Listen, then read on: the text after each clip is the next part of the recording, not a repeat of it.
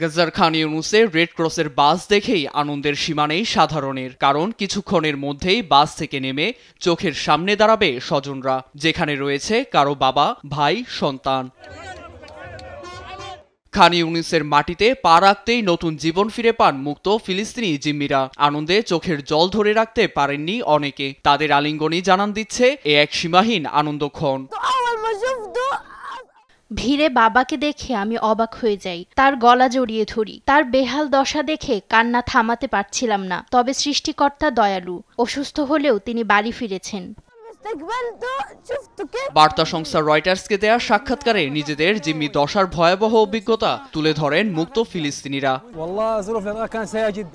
খাবার, পানি, ওষুধ কিছুই দেওয়া হতো না সেখানে। 24 ঘন্টা আমাদের টর্চার সেলে রাখা হতো। হাতকড়া ও চোখ বেঁধে টানা 40 দিন ফেলে রাখা হয় আমাকে। খাবার অভাবে বর্তমানে ওজন স্বাভাবিকের চেয়েও কম।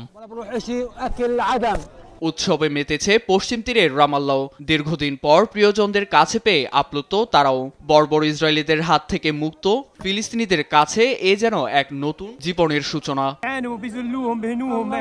মনে হচ্ছে আমার পুনর্জন্ম হয়েছে, কারণ কারাগারে অমানুষিক আচরণ করা হতো সবার সঙ্গে। তবে প্রথম দিন থেকেই সৃষ্টিকর্তার প্রতি বিশ্বাস ছিল যে তিনি সহায় হবেন, আমি মুক্তি পাব। গাজাবাসীদের জন্যও প্রার্থনা করছি। টানা 15 মাসের যুদ্ধের পর পশ্চিমা শক্তি ও আরবদের মধ্যস্থতায় 19 জানুয়ারি শুরু হয় 42 কার্যদিবসের যুদ্ধবিরতি ও বন্দি বিনিময় চুক্তি। এতে 33 ইসরায়েলি জিম্মির পরিবর্তে এখন পর্যন্ত মুক্তি পায় 2000 ফিলিস্তিনি। তবে মার্কিন প্রেসিডেন্ট ট্রাম্পের গাজা দখলের পরিকল্পনা উপত্যকাটিতে স্থায়ী যুদ্ধবিরতির জন্য বড় প্রতিবন্ধকতা বলে শঙ্কা বিশ্ব নেতাদের। নীরব দাস, নিউজ ডেস্ক, দেশ টিভি।